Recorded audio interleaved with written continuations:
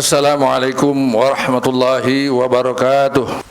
Alhamdulillahilladzi arsala rasulahu bil huda wa dinil haqq liyuzhirahu 'ala ad-dini kulli wa kafa billahi shahida. Asyhadu an la ilaha illallah wahdahu la syarika lah, syahadatan tunji qailaha min adzabillah.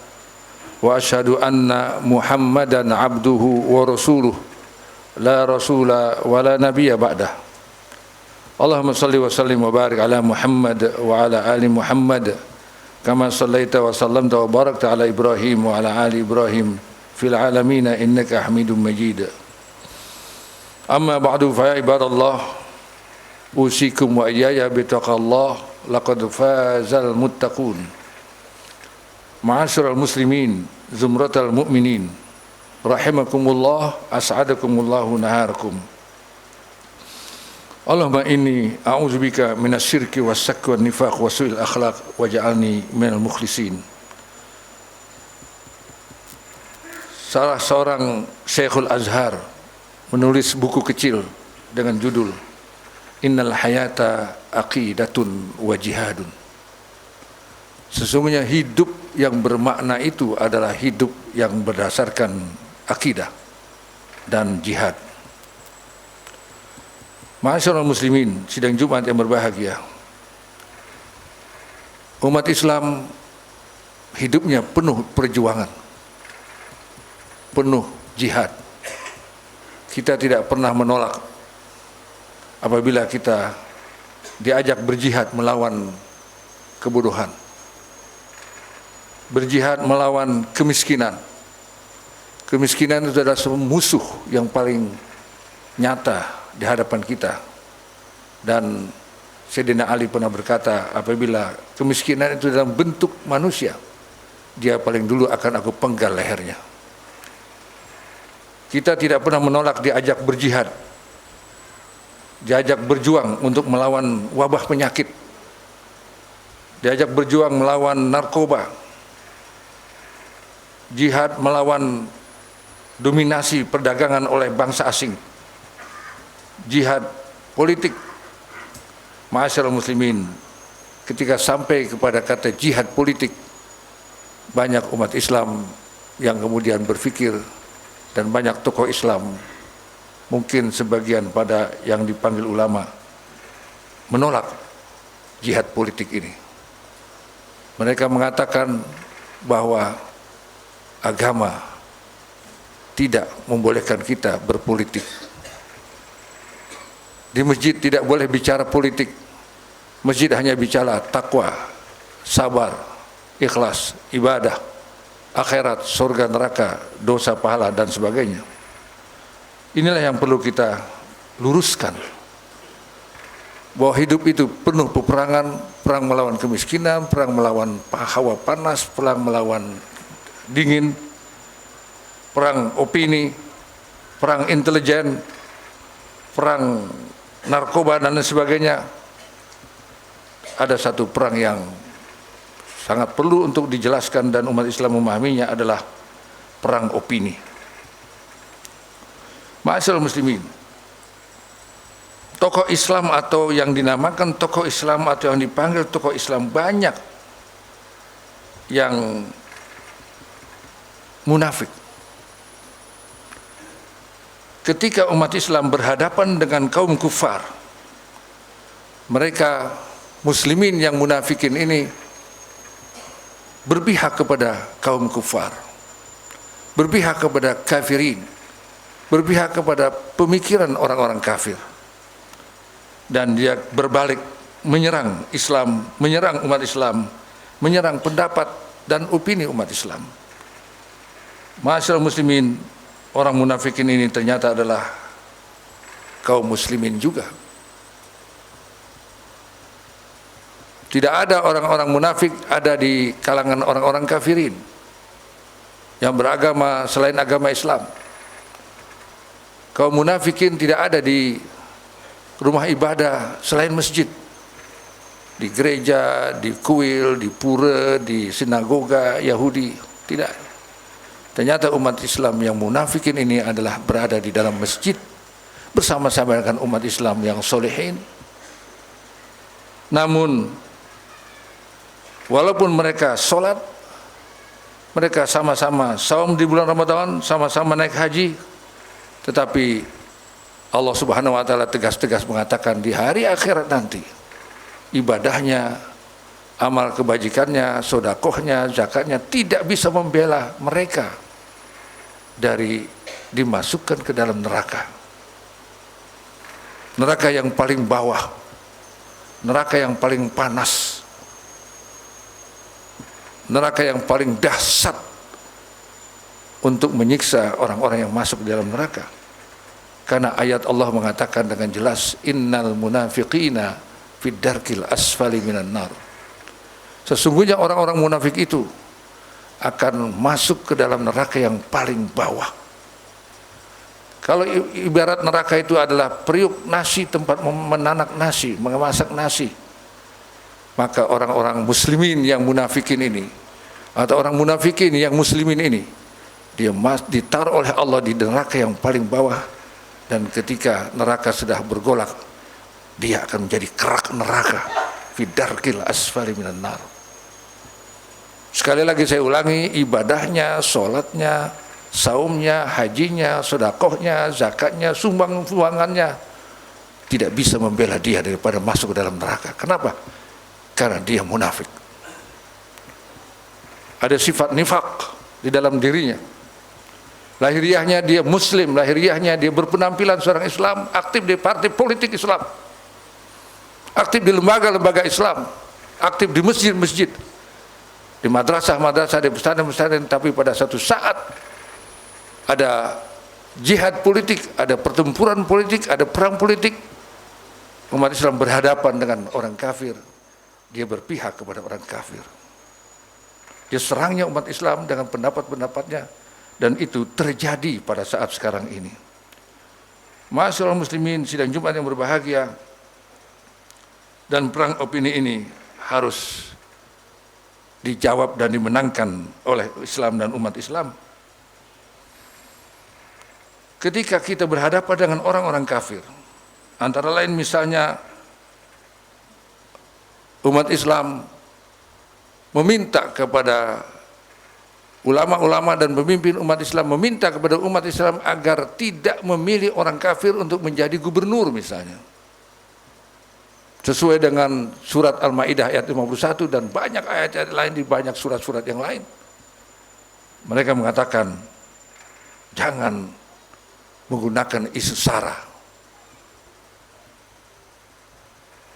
jangan menggunakan isu agama, kesukuan, ras dan lain sebagainya.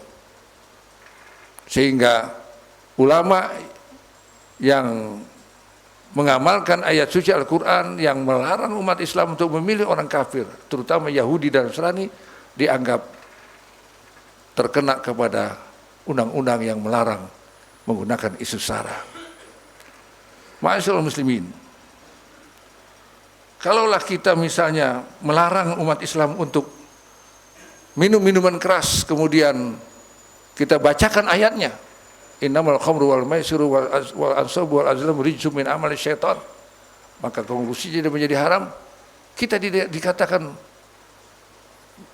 mengembangkan isu sara, tidak terkena sara. Kita larang orang berzina sesuai dengan ayat suci Al-Quran, la taqrabuz zina. Kita amalkan itu dan kita kumandangkan la taqrabuz zina, kita tidak dikatakan sara. Kita katakan kepada umat Islam, diharamkan orang-orang Islam mengawinkan, menikahkan putrinya kepada pemuda-pemuda kafir. Walau ajabatkum, ya, janganlah kau kawinkan orang-orang Islam dengan orang-orang musyrik, walaupun musyrikah, walaupun dia menawan, dia mengagumkan dan sebagainya dan menakjubkan. Kita tidak dikatakan sara. Tapi kenapa kita gunakan ayat suci Al-Quran untuk kepentingan politik dikatakan sara? Inilah satu ghazwul fikri, inilah satu penyerbuan dan penyerangan pemikiran agar umat Islam berpikir seperti apa yang mereka maui. Mereka gunakan agama untuk kepentingan jihad politik mereka, tapi umat Islam diisukan, disarankan, diusulkan untuk tidak menggunakan Al-Quran dalam rangka jihad politik. Oleh karena itu saya ingin mengingatkan bahwa memilih orang kafir jelas haram, apalagi dia beragama Yahudi dan Nasrani. Kemudian kita tidak bisa tidak bisa kita membiarkan mereka menyerang dengan menuduh umat Islam menggunakan isu sara, dan mereka katakan bahwa negara kita bukan negara Islam. Dan saya tanyakan, apakah negara Indonesia negara kafir? Juga bukan. Jadi negara Indonesia inilah bukan negara Islam, bukan negara kafir. Mestinya kan kalau tidak Islam kafir, kalau tidak kafir Islam. Jadi negara apa? Ada teman saya yang lain yang nguping mengatakan, nyeletuk setengah bercanda, bilang Indonesia negara bukan-bukan, bukan kafir, bukan Islam. Muzabzab, la ilaha illallah wa la ilaha illallah. Tapi kemudian ada yang membenarkan Indonesia NKRI negara Pancasila. Masyaallah muslimin, ini penting sekali poin bahwa Indonesia adalah negara Pancasila, dan umat Islam yang ingin mengamalkan ajaran Islam secara kafah dituduh tidak Pancasilais, bertentangan dengan Pancasila. Tidak boleh kita berpolitik dengan Al-Quran, dengan Al-Hadis. Masyaallah muslimin, Pancasila itu yang bikinan manusia, dan manusianya antara lain adalah Soekarno. Yang Soekarno sendiri telah memeras Pancasila dari 5 sila menjadi 3 sila, dari 3 sila menjadi 1 sila. Ujungnya adalah gotong royong. 1 sila adalah gotong royong. Masyaallah muslimin, katakanlah kita kita adalah negara Pancasila, dan kalau ada di antara kita yang meyakini Pancasila itu lebih baik daripada Al-Quran, lebih baik daripada Islam, lebih benar daripada Al-Quran dan Islam, maka dia saya pastikan musyrik. Saya pernah ketika menjadi ketua umum Perhimpunan Pelajar Indonesia di Saudi Arabia, karena dasar daripada organisasi PPI Saudi Arabia adalah Islam. Pada waktu itu sekitar tahun 1970-an, 73, saya dipanggil oleh duta besar ke Jeddah. Saya disidang duta besar dengan home staff bagian politik dan bagian penerangan. Saya sendiri disidang mereka bertiga. Kemudian duta besar bertanya kepada saya, Saudara Khalil, apakah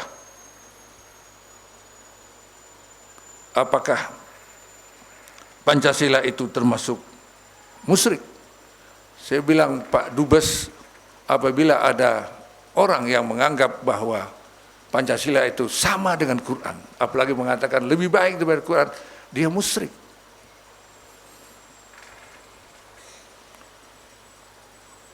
Bapak Dubes kemudian mengatakan, walaupun dia menteri agama, siapapun yang berpendapat bahwa Pancasila lebih baik daripada Islam, lebih baik daripada Al-Quran, dan dia Muslim, dia musyrik. Karena yang musyrik itu bukan orang kafir saja, orang Islam pun bisa musyrik. Makanya Quran mengatakan inna syirka la zulmun azim untuk orang Islam, bukan untuk orang kafir. Orang kafir mau musyrik ya, mau nggak ada urusan. Tapi Allah mengatakan inna syirka la zulmun azim, wahai orang-orang Islam, sesungguhnya syirik itu dosa yang sangat besar, sehingga menggunakan kata azim bukan kabir. Innallaha la yaghfiru ayyushraka bihi syai'an wa yaghfiru ma duna zalika. Ayat yang lain menegaskan sesungguhnya Allah tidak akan pernah mengampuni dosa syirik apabila dia disyirikkan, disekutukan dengan yang lain, dengan sesuatu. Dan Allah mengampuni semua dosa kecuali dosa syirik tersebut.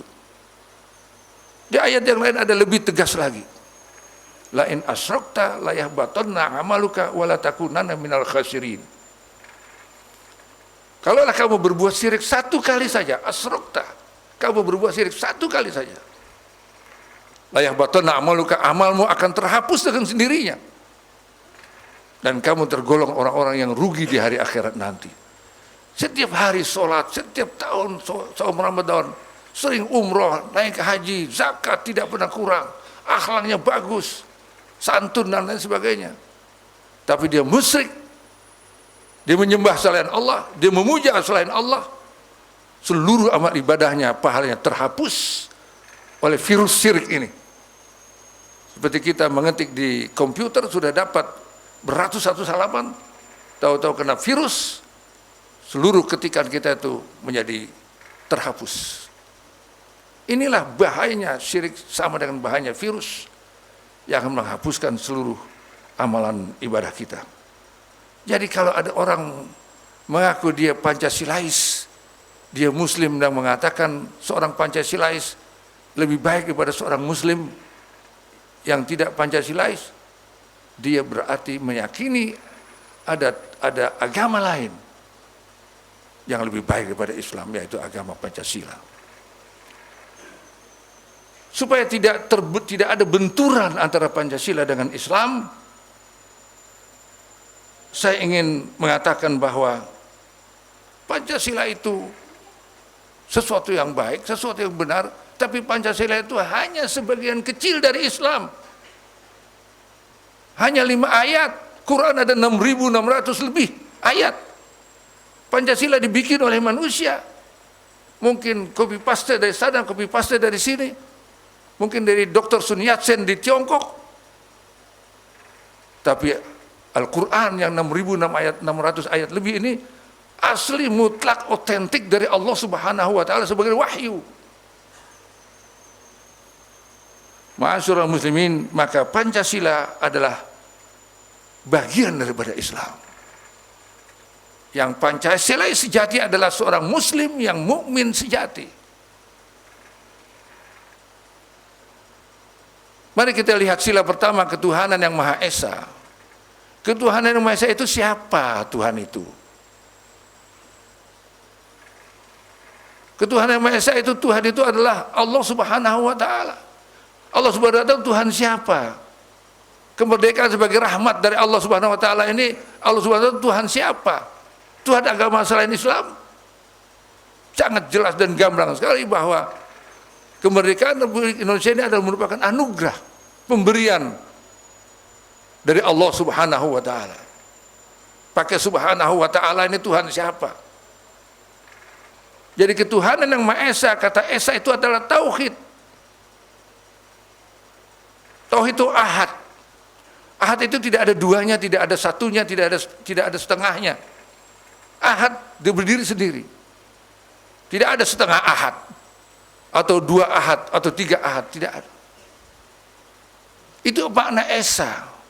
Sementara agama lain ada yang Tuhannya 3, ada yang Tuhannya 5, bahkan di Jepang itu ada kuil, saya pernah berkunjung sana, namanya kuil 1000 dewa. Ada 1000 dewanya. Ma'asyiral muslimin, sidang Jumat yang berbahagia, marilah kita yakini bahwa Pancasila tidak bertentangan dengan Islam. Selama Pancasila itu kita dudukkan pada posisi di antara rukun Islam dan rukun iman. Bahwa ketuhanan yang Maha Esa itu adalah Allah Subhanahu wa Ta'ala, maka berarti umat Islam atau orang Islam yang menjalankan ajaran agamanya secara utuh sangat Pancasilais. Karena menjalankan perintah Tuhan.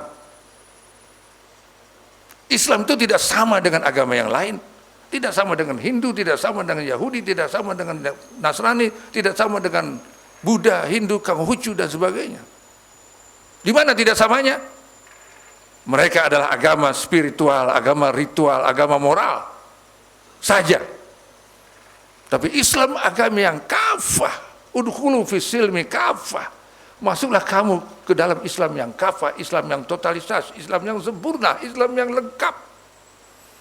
Udkhulu fis silmi untuk siapa? Untuk orang-orang yang sudah beriman. Ya ayyuhalladzina amanu, wahai orang yang sudah beriman.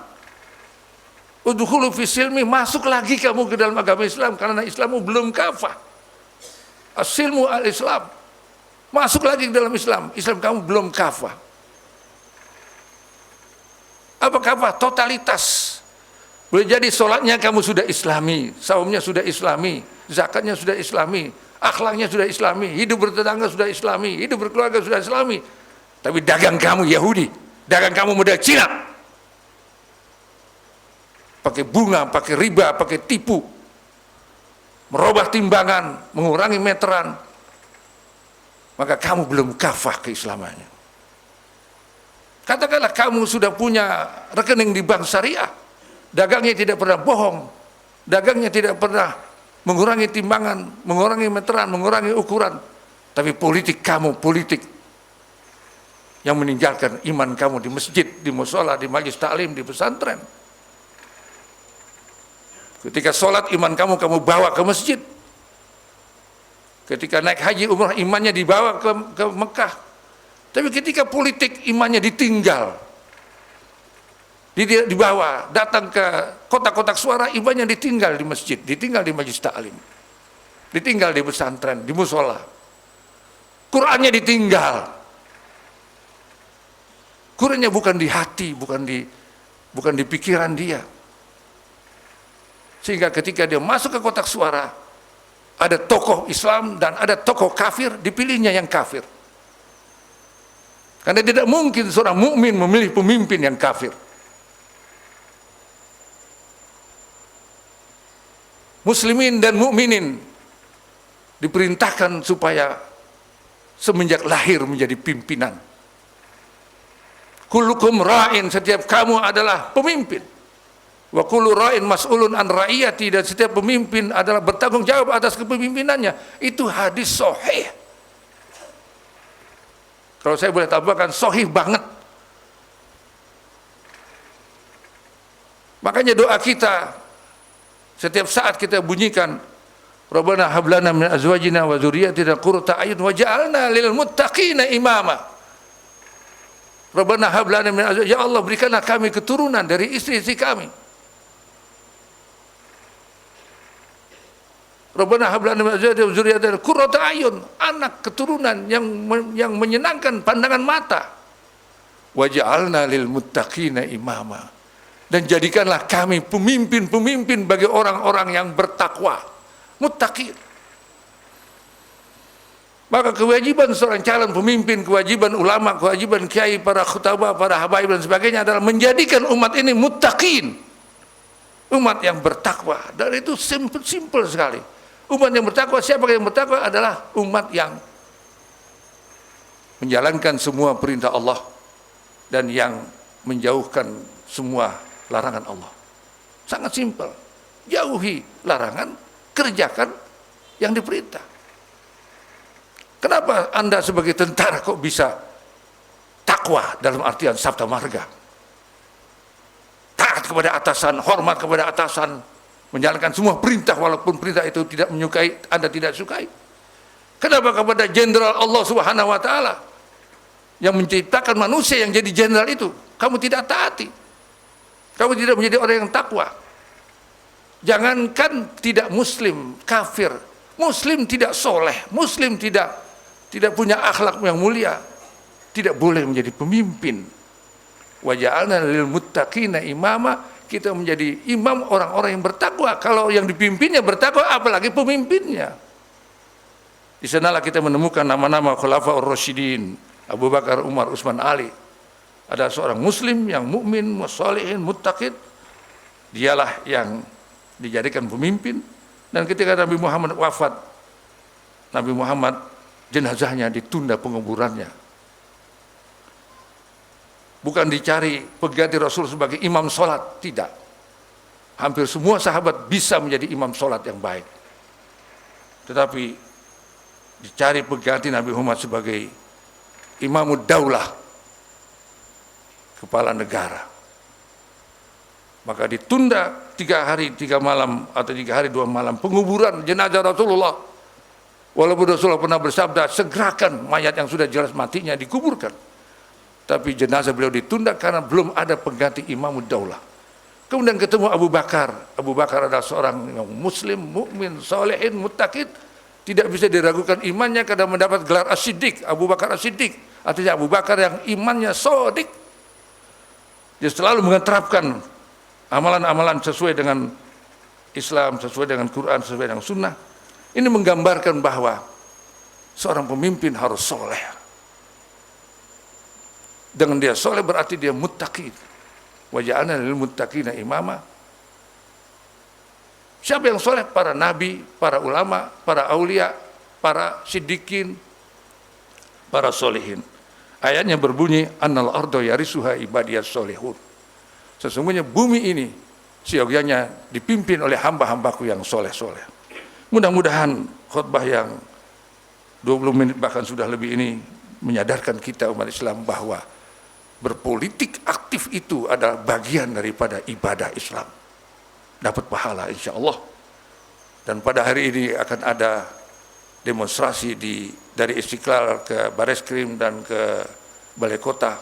Itu adalah jihad politik yang risikonya kecil, sangat jauh dengan jihad dalam artian perang Badar, perang Uhud, perang Hunain, perang Mu'tah. 26 kali perang dipimpin langsung oleh Rasulullah untuk beribadah jihad. Yang kalau mati dapat pahala syahid. Dan insya Allah walaupun saya sudah umur mau 70 tahun dan kaki saya ada halangan, tidak bisa jalan jauh dan tidak bisa berdiri lama, saya akan ikut selesai khutbah ini berangkat ke Istiqlal bersama-sama para jamaah sekalian. Insya Allah Allah akan menangkan kita. In tansurullah yansurkum wa yusabbit aqdamakum. Sesungguhnya Allah akan memenangkan kalian selama kalian membela agama kalian. Barakallahu li wa lakum fil Qur'anil azim wa nafa'ani wa iyyakum bima fihi min ayati wa dzikril hakim wa taqabbalallahu minna wa minkum tilawatahu innahu was-sami'ul alim wastaghfiruh innahu wal ghafurur rahim. Alhamdulillah hamdan katsiran kama amara wa asyhadu an la ilaha illallah wahdahu la syarika lahu irghaman liman jahada bihi wa kafar. Wa asyhadu anna Muhammadan abduhu sayyidul khalaiqi wal basar amma ba'du fa ya ibadallah. Usikum wa iyaya bitaqwallah. Ittaqullah haqqa tuqatih wa la tamutunna illa wa antum muslimun. Bertakwalah kalian kepada Allah dengan sebenar-benarnya takwa dan janganlah mati kecuali dalam keadaan Islam yang sejati. Takwa adalah menjalankan semua perintah Allah dan sekaligus meninggalkan semua larangan Allah. Mudah-mudahan Allah memberikan kita taufik dan hidayat. Allah memberikan kita petunjuk, Allah memberikan kita ampunan, Allah menerima taubat kita daripada kesalahan-kesalahan kita. Dan marilah kita berdoa kepada Allah Subhanahu wa taala. Allahumma shalli ala sayyidina Muhammad wa ala sayyidina Muhammad wa sallim radhiyallahu ta'ala kulli sahabati rasul ajmain walhamdulillahirabbil alamin. Allahumma ighfir lil muslimina wal muslimat wal mu'minina wal mu'minat al ahya'i minhum wal amwat. Allahumma arinal haqqa haqqa warzuqna ittiba'ah wa arinal batila batilan warzuqna tinabah. Ya Allah ya Tuhan kami, berikanlah kami petunjuk bahwa yang benar itu adalah benar dan kami bisa mengamalkannya. Dan berikanlah kami petunjuk bahwa yang batil, yang salah itu adalah salah dan kita bisa menjauhinya. Rabbana atina min ladunka rahmah wa hayyi lana min amrina rasyada. Allahumma alif qulubana kama alafta bainal muhajirin wal ansar. Ya Allah, tautkanlah hati kami sesama muslim, sesama mukmin, sesama mujahidin, sesama zu'amul muslimin sebagaimana Engkau telah mentautkan hati orang-orang muhajirin dan orang-orang ansar. Allahumma wahid sufufana saffan ka'annahum bunyanun marsus. Ya Allah, satukanlah, rapatkanlah barisan kami sebagaimana barisan yang ada disebutkan oleh Engkau di dalam Al-Quran, yaitu barisan yang tidak pernah teruntuhkan. Rabbana hablana min azwajina wa zurriyatina qurrata a'yun waj'alna lil muttaqina imama waj'alna lil muttaqina imama waj'alna lil muttaqina imama. Ya Allah, berikanlah kami pemimpin seorang muslim, mukmin, solehin, muttaqin, dan jauhilah kami daripada pemimpin yang munafik, pemimpin yang menjual agama, yang menjual akidah, menjual Al-Quran, menjual ayat-ayat-Mu. Jauhkanlah kami pemimpin dari yang tidak beragama Islam, dari kaum kafirin. Rabbana atina min ladunka rahmah wa hayyi lana min amrina rasyada. Rabbana atina fid dunya hasanah wa fil akhirati hasanah wa qina adzabannar. Subhana rabbika rabbil izzati amma yasifun wa salamun alal mursalin walhamdulillahi rabbil alamin. Innallaha ya'muru bil adli wa ihsani wa ita'i dzil qurba wa yanha 'anil fahsya'i wal munkari wal baghi. Ya'izukum la'allakum tadhakkarun fazkurullaha yazkurkum was'aluhu min fadli yu'tikum wa la dzikrullahi akbar. Aqimissalah.